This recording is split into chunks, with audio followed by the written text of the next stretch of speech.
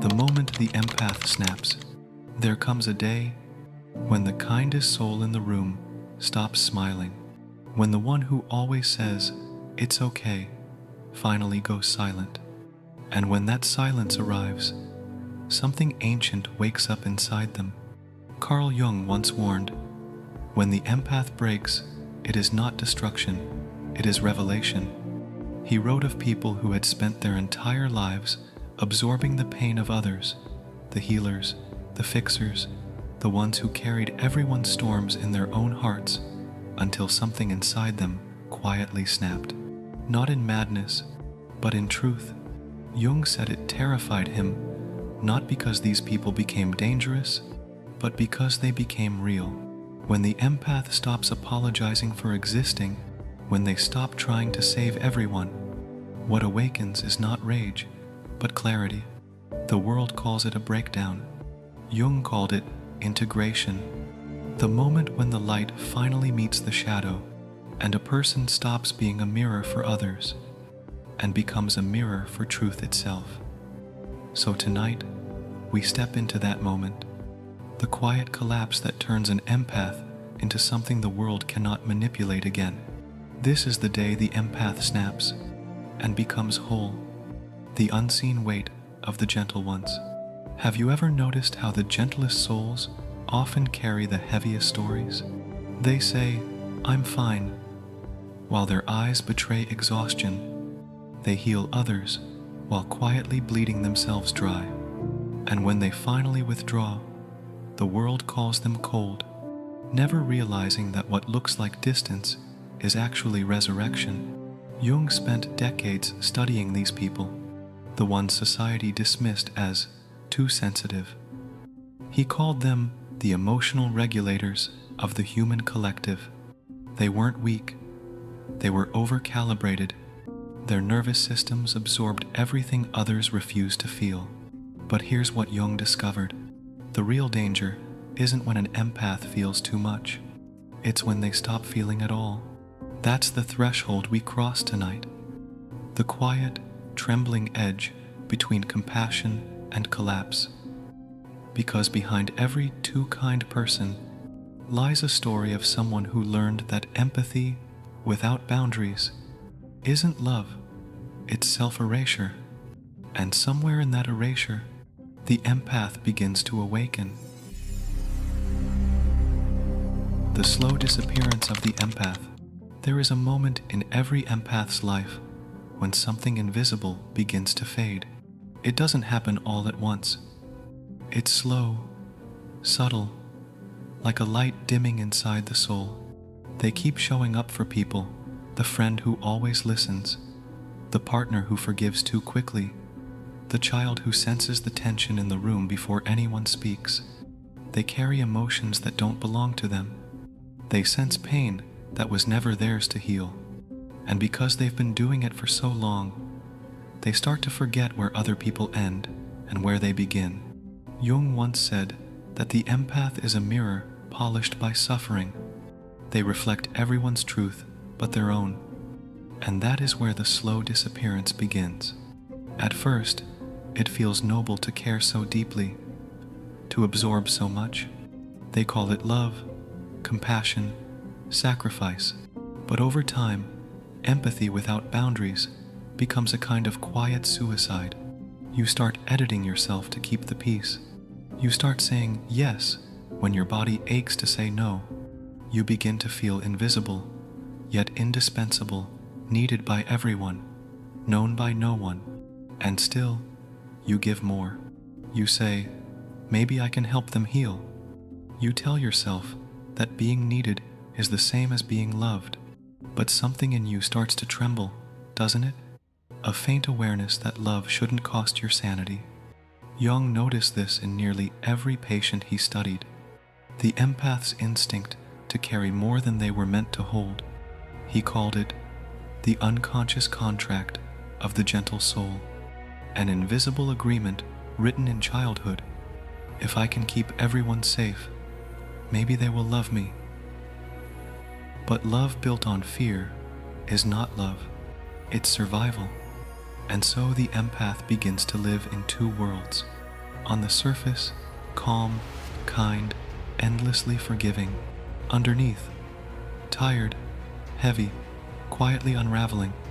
They apologize for existing. They shrink their needs. They say, "I understand," when they actually mean, "I'm breaking." And yet, even as they fade, people still come to them for light, because the empath's glow, even when dim, is still enough to warm the coldest hearts. That's what makes this journey so tragic. The world keeps taking from the very ones who were born to heal it.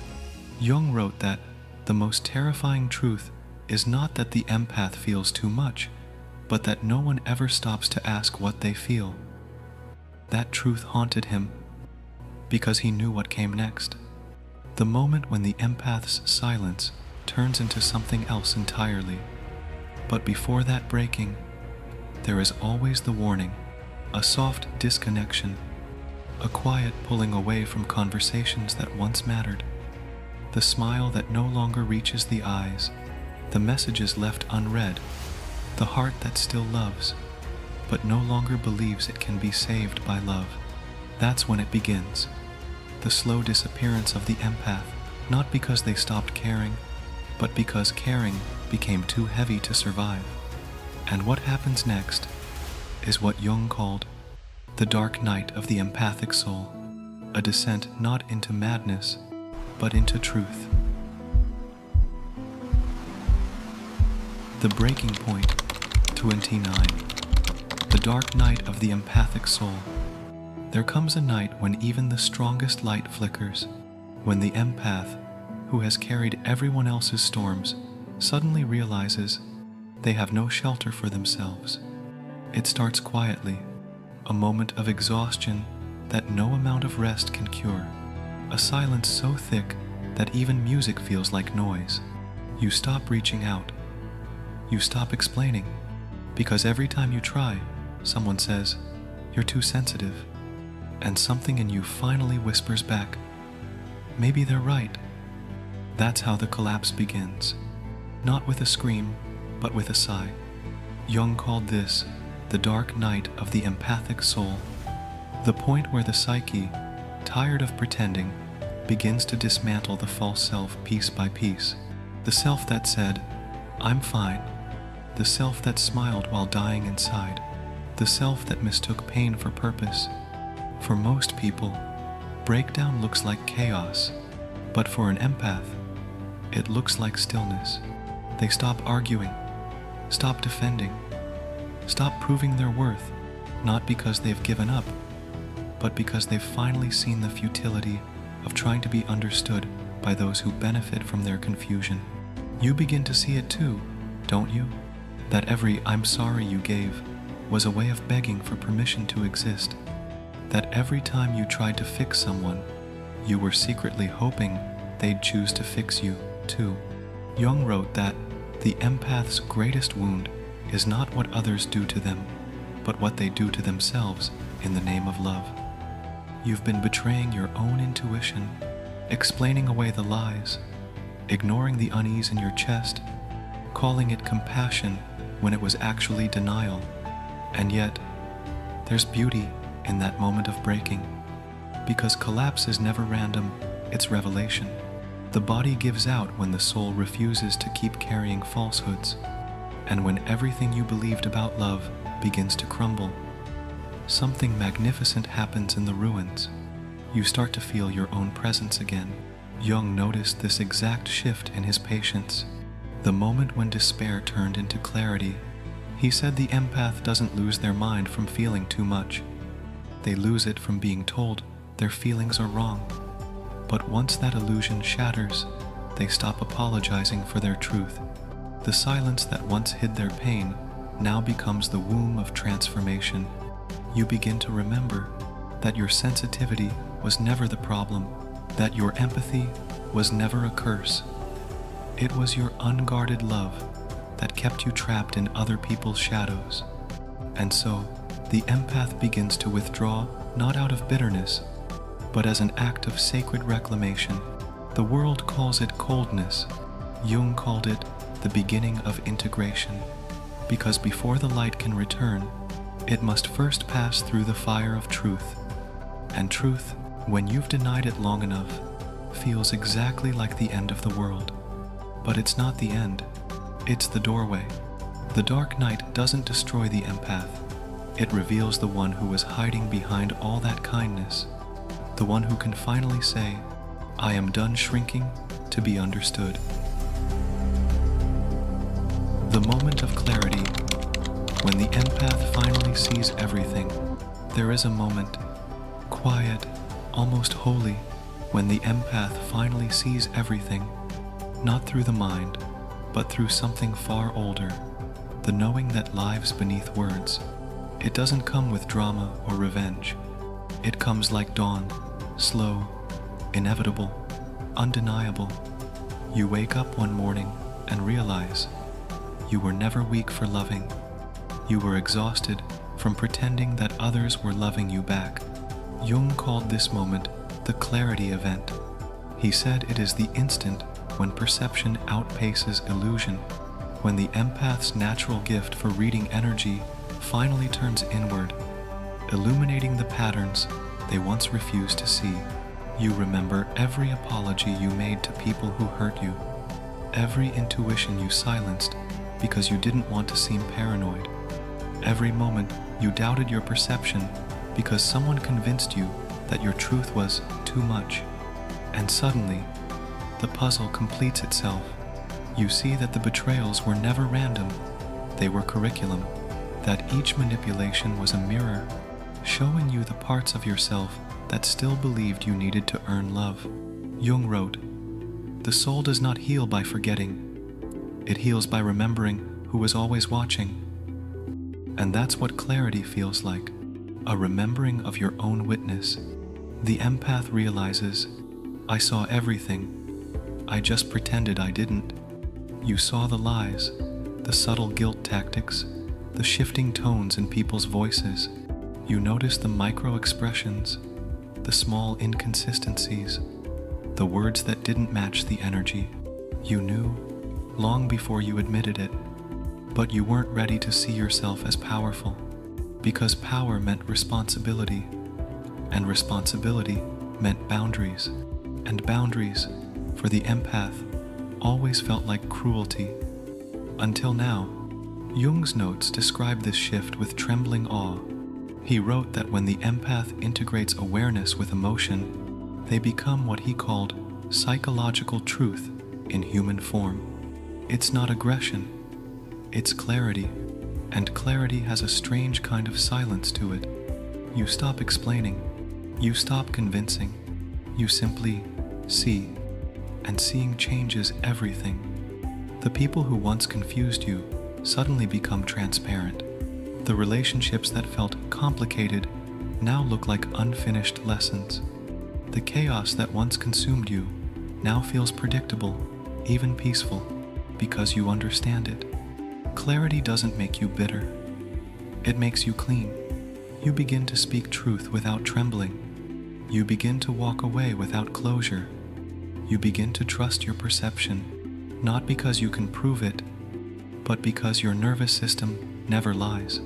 Jung said that this stage terrifies manipulators because they can no longer hide behind empathy. When the empath truly sees, deception dies of exposure, and so they try one last time to guilt you, to shame you, to tell you you've changed. And you smile softly because they're right. You have changed, but not into something cold, into something clear. This is the moment the empath stops being the absorber of pain and becomes the observer of truth. It's the moment when the mirror stops reflecting and begins to shine. And from that light, a new kind of strength begins to emerge. The kind that doesn't need to fight to be powerful. The kind that knows silence can be the loudest form of truth. The calm after the collapse, when silence becomes power. There is a kind of calm that frightens people, not the calm of peace, but the calm that follows destruction. It's the quiet after the storm, when everything fake has fallen away, and what remains is only truth. For the empath, this calm doesn't come from victory. It comes from surrender, not the kind that means giving up, the kind that means no longer resisting what has always been true. You wake up one morning, and you no longer feel the urge to explain yourself. You don't chase, you don't prove, you don't perform empathy like a mask. You stop defending your intentions to people committed to misunderstanding them. You stop bleeding just to show that your heart was real. The silence that once felt like loneliness now feels like sanctuary. It's as if your nervous system finally exhales after years of tension. The noise of other people's emotions begins to fade, and for the first time, you hear your own voice. Jung described this moment with reverence. He called it integrated authenticity, a psychological stillness where the emotional and analytical finally merge. The empath doesn't stop caring. They start caring consciously. They realize that love, without discernment, is not love. It's self-erasure disguised as virtue. And this realization changes everything. People around you feel it before you even speak. They sense something different. Your eyes no longer seeking approval. Your energy no longer bending to fit their comfort. You're still kind, still gentle, but your kindness has weight now. It doesn't flow from guilt, it flows from choice. That's the moment Jung said manipulators begin to retreat, not because you exposed them with words, but because your silence did. Your stillness reveals what noise once concealed. Your absence of reaction becomes a mirror that forces them to confront the reflection they've always avoided. And this is when people start saying, "You've changed, you're distant, you're cold." They don't understand that this distance isn't rejection, it's protection. It's not bitterness, it's boundary. Your silence no longer hides your pain, it shields your peace. Jung wrote, "The day an empath stops apologizing for their clarity, the world begins to reorganize around their truth." You begin to see that every relationship in your life starts to shift. Some fall away quietly, as if the universe itself is pruning your garden. Others deepen in surprising ways. People who were once intimidated by your depth now find comfort in your groundedness, because your energy no longer begs to be seen. It simply is. That is the calm after the collapse, a serenity born not from perfection, but from alignment. You no longer crave understanding. You crave authenticity. You no longer seek validation. You seek resonance. And in this calm, you begin to realize something extraordinary. You were never meant to heal everyone. You were meant to embody what healed looks like. Jung saw this as the rebirth of the empath, the transformation from absorber to alchemist, from victim to vessel, from noise to knowing. You begin to move differently. Speak less, but say more. Love fewer, but love deeper. And somewhere between your silence and your strength, you find something you never thought you'd feel again. Peace that doesn't depend on anyone's behavior. Because now, your peace is self-generated. It's no longer a reaction, it's a frequency. And those who can't match it will simply drift away. This is when Jung wrote in his journal, "They do not fight the darkness anymore. They become the light that makes darkness visible." You've entered that phase now, where silence isn't emptiness, it's mastery.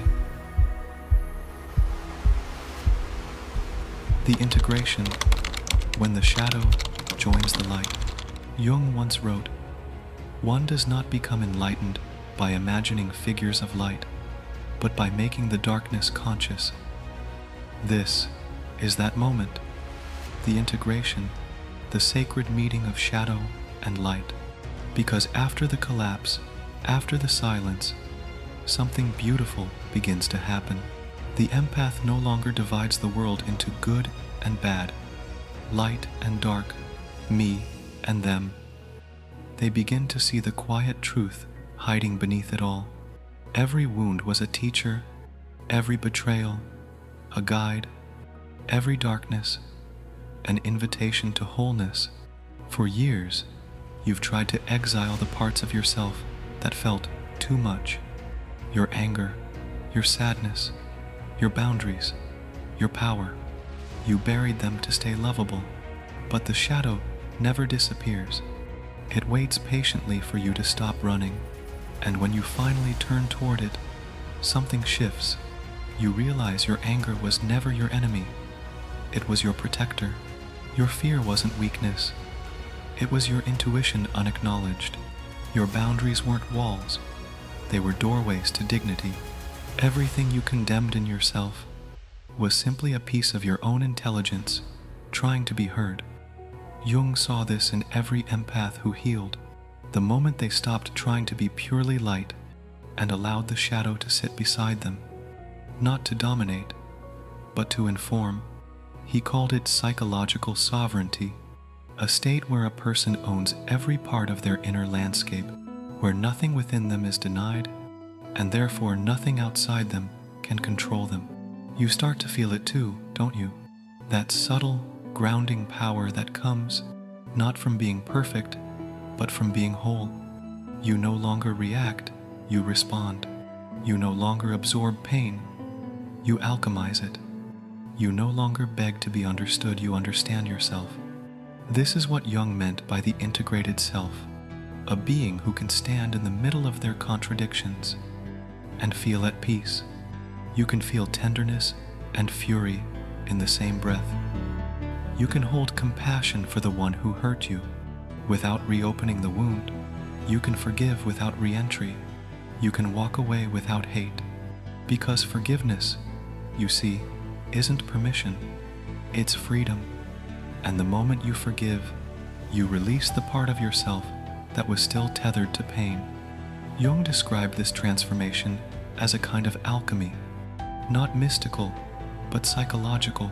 The empath learns to transmute emotions, the way fire transforms wood into light. Pain becomes wisdom, fear becomes discernment, love becomes clarity, and through that alchemy, they become something rare, a person who feels everything but is enslaved by nothing. You begin to notice the shift. The same situations that once sent you spiraling now meet only your stillness. The same people who once drained you can no longer reach your core. The shadow within you has joined the light, and in that union, you've become unbreakable. This is why Jung called the integrated empath a complete human, someone who has nothing to prove, nothing to hide, and therefore nothing to fear. You no longer walk around trying to fix people. You walk as proof that healing is possible. You no longer explain empathy, you embody it. You no longer search for meaning, you radiate it. This is the quiet miracle of integration, to realize that the darkness you feared was never trying to destroy you. It was trying to introduce you to yourself. The rebirth of the empath, the emergence of psychological sovereignty. When you finally stop running from your shadow, the strangest thing happens. You come home, not to a place, but to yourself. There's a quiet morning that arrives after the storm, a sunrise that doesn't blind you, but warms you softly, as if life itself is whispering, "Welcome back." Jung called this moment the rebirth of the empath, not a return to who you were, but an arrival at who you've always been, beneath the noise. You begin to notice subtle things. The world feels slower. Conversations have more space. You don't rush to fill the silence. You listen not to reply, but to feel the truth vibrating beneath words. There's no need to defend your peace anymore. Your peace defends you. This is what Jung described as psychological sovereignty, a state where the soul governs itself. You no longer live reactively, bending to the emotional weather of others. You've become your own climate, and the people who used to drain you, their words no longer pierce. their chaos no longer enters. It's not because you're detached, it's because your boundaries are no longer made of fear. They're made of awareness. That awareness carries a power you never knew you had. You can feel manipulation approaching before it even speaks. You sense dishonesty without needing proof. You read the subtext in people's energy before the sentence is finished. But here's the miracle. You don't use it to attack. You use it to navigate. You use it to protect peace, not to prove superiority. You've become what Jung called the balanced warrior, someone whose compassion is matched by precision, whose love is filtered through discernment, whose empathy now flows where it's earned. This is the new form of power, not the power to control others, but the power to remain yourself in a world that tries to fracture you daily. The empath reborn doesn't seek revenge because they've outgrown the game entirely. They don't need to be seen because they finally see themselves. And something about that presence changes the air around them. People start behaving differently in your company. Those who live in pretense feel uneasy, not because you judge them, but because your authenticity exposes what's false. Meanwhile, those who carry honesty in their hearts feel safe, as if your presence gives them permission to exhale. This is the phenomenon Jung described as the authenticity field. You become a living space where masks cannot survive. And it's not something you try to do. It just happens. Because once you've stopped hiding from yourself, others can't hide from you either. This is what true awakening looks like. Not a halo of light, but a steady flame that doesn't waver, no matter how hard the wind blows. You start attracting differently. Healthy souls are drawn to you like rivers to the ocean. The broken ones no longer see you as a source of supply, because your frequency has shifted, and that's when you understand the quiet truth. You were never meant to heal people by absorbing their pain. You were meant to guide them by standing whole. The reborn empath doesn't say, "Let me fix you." They say, "I'll walk beside you until you remember who you are." That's sovereignty. That's rebirth. The gentle soul who once apologized for existing now walks with the quiet confidence of one who knows their existence is medicine. And in that knowing, every past wound transforms into wisdom. Every scar becomes a story of awakening. Every tear becomes an offering to consciousness itself. Jung wrote that the integrated empath ceases to be a mirror and becomes a light. And you are that light now. You don't shine to be seen. You shine because you've become unafraid of the dark. The frequency shift. When the world responds to your transformation, something mysterious happens when an empath awakens. The world begins to respond differently. At first, you think it's coincidence, that certain people stop calling, that familiar spaces start to feel foreign, that the things you used to chase now seem meaningless. But Jung said there's no such thing as coincidence in the psyche. He called this the frequency shift. When your inner world transforms, your outer world rearranges itself to match it. You can feel it, a quiet hum beneath everything, as though reality itself is retuning to the new rhythm of your consciousness. Those who once thrived on your confusion now find your presence unbearable. Manipulators sense the loss of access long before you speak a word. They look at you and can't quite meet your eyes anymore, because your clarity makes their distortion visible. It's not punishment, it's physics of the soul. You vibrate differently now. The empath who once absorbed pain now radiates truth. And truth, Jung said, has its own gravity. It pulls what's authentic closer and repels what's false without effort. You start to attract people who listen instead of drain. People who don't fear your depth, but meet it. Conversations that used to feel like emotional labor now feel like communion. You laugh easier. You breathe slower. you begin to sense not everyone deserves front row access to your energy, and that awareness isn't pride, it's peace.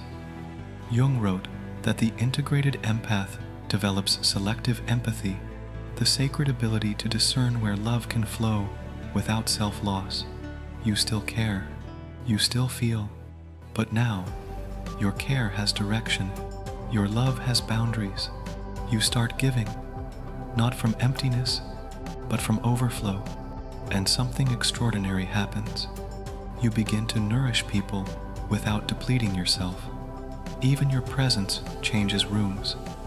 Meetings grow quieter when you walk in. People find themselves telling the truth without knowing why. They sense that pretense cannot survive here. Jung called this the authenticity field, a subtle psychological resonance where truth becomes the dominant frequency. In your company, people either rise or retreat, and both are blessings, because you no longer need to chase what's leaving. What leaves is not punishment, it's purification. What stays is not coincidence, it's coherence. This is the shift that mystics across ages have described. The moment when your being becomes your teaching. You no longer practice boundaries, you are one. You no longer speak your truth, you embody it. You no longer seek love, you radiate it. And as you walk through the world this way, something changes in how life itself greets you. The chaos that once mirrored your unhealed parts gives way to synchronicity. Doors open quietly, opportunities appear at the exact moment you stop forcing them. Even time feels softer, as if it's no longer chasing you, it's aligning with you. Jung said, when the inner transformation is complete, the outer world must obey. And so it does. Not through control, but through resonance. You realize the old world didn't reject you. It simply couldn't match your frequency anymore. And that's how you know the empath has truly been reborn.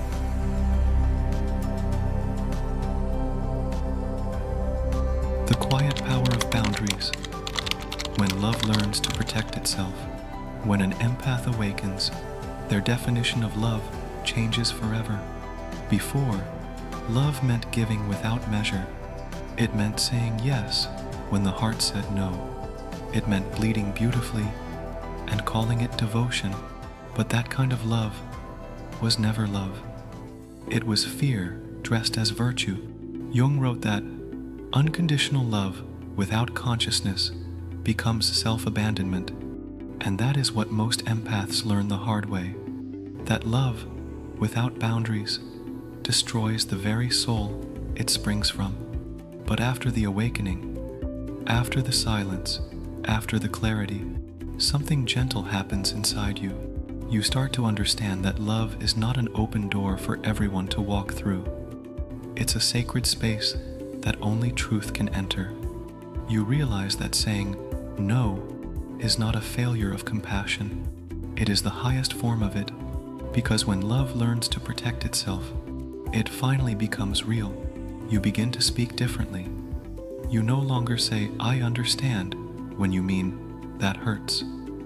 You no longer soften your truth to keep someone else comfortable. You no longer confuse peace with avoidance. Your no becomes an act of love, for yourself and for them.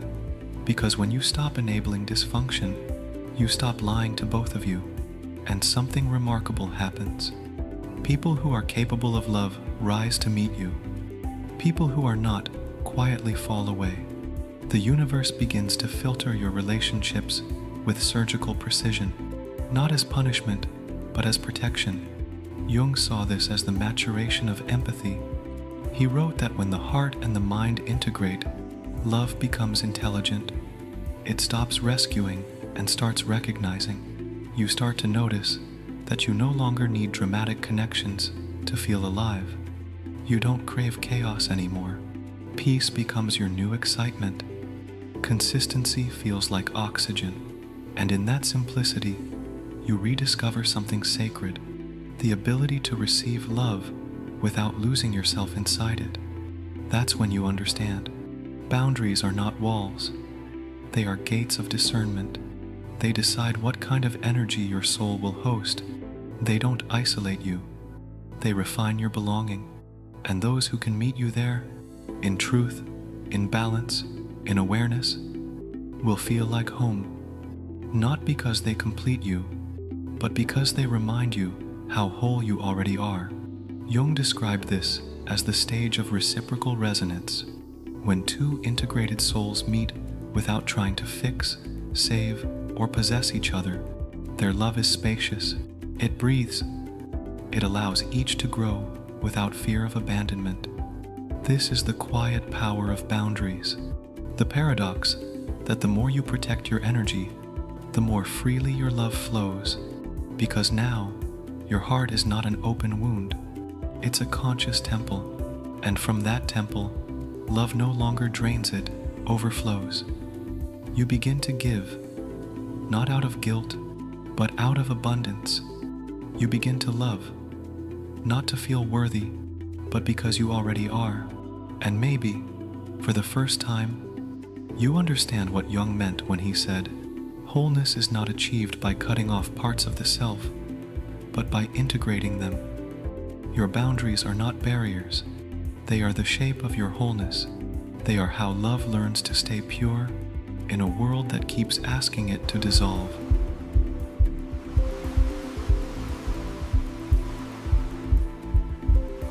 The sacred empath, from healer to alchemist of the collective. When Jung looked into the eyes of his most transformed patients, he said he saw something ancient, something that felt less like a person and more like a presence. He called them sacred empaths, not because they became saints, but because they had learned the oldest art of all, the alchemy of turning pain into wisdom. Once, you absorbed emotions to survive. Now, you transmute them to serve. You no longer carry people's wounds as your own. You witness them, hold them in compassion, and return them transformed, lighter, clearer, seen. Jung observed that after integration, empaths stopped trying to heal through fixing. Instead, they began healing through being. Their presence alone altered rooms. Without effort, they made others feel safe to be authentic. They created what Jung called fields of coherence, spaces where the unconscious could rise to the surface and finally breathe in the light of awareness. That's the mystery of the sacred empath. They do not drain to give, they channel to elevate, and their energy feels different. It's calm, grounded, deliberate. It doesn't chase. It doesn't cling. It doesn't prove. It simply flows like water that knows where it belongs. When someone cries in front of them, they don't rush to erase the tears. They let them fall because they understand now. Pain isn't an emergency. It's a passage, and presence, not fixing, is what heals. Jung wrote that these individuals become living bridges between the unconscious and the conscious, between the world of wounds and the world of wisdom. They are no longer reacting to pain, they are translating it. Their empathy has become transmutational. They can feel the density of sorrow, but instead of absorbing it, they transform it into compassion, into clarity, into art. Some become therapists, some become teachers, some become artists, healers, writers, or simply silent anchors of peace in chaotic families. Their role doesn't matter. Their frequency does. Wherever they go, healing follows. Not because they try to change people, but because they've changed their relationship with pain itself. They've made peace with darkness, and because of that, darkness has no power over them anymore. This is what Jung called the alchemist of the collective. He believed these souls were not accidents.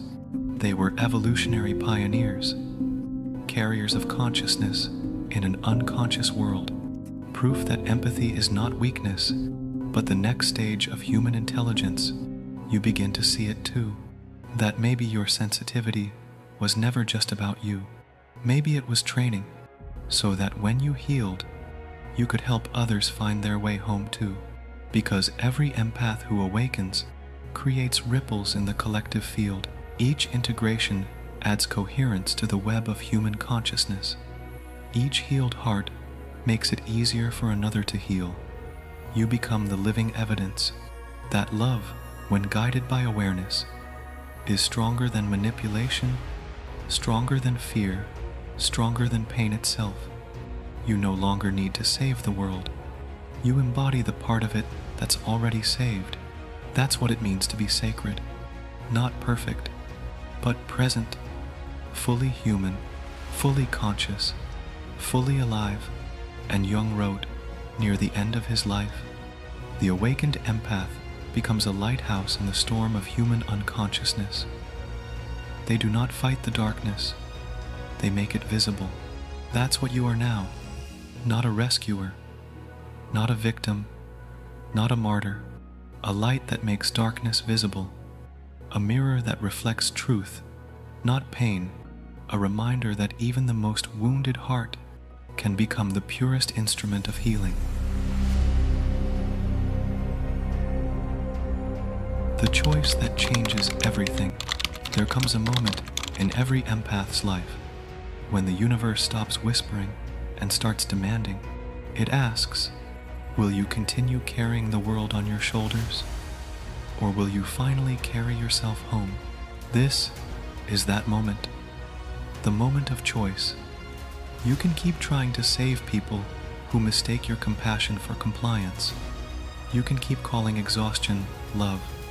You can keep waiting for the world to see your worth.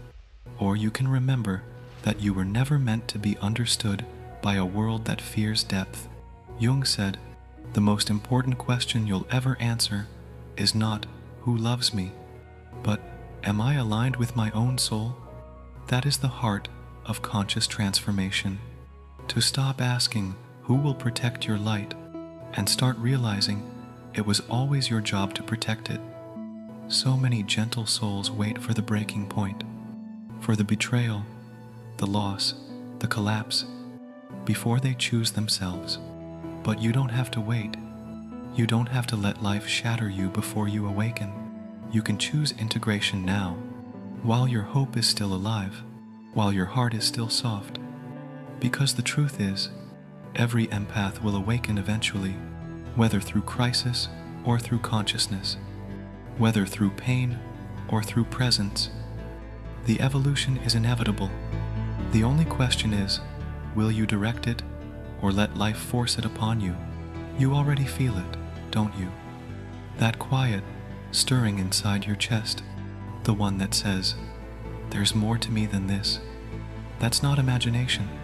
That's your higher self knocking on the door of your own awareness, asking to be let in. And if you listen, if you stop running, stop apologizing, stop shrinking, you'll hear what it's been trying to tell you all along. Your sensitivity was never your curse. It was your compass.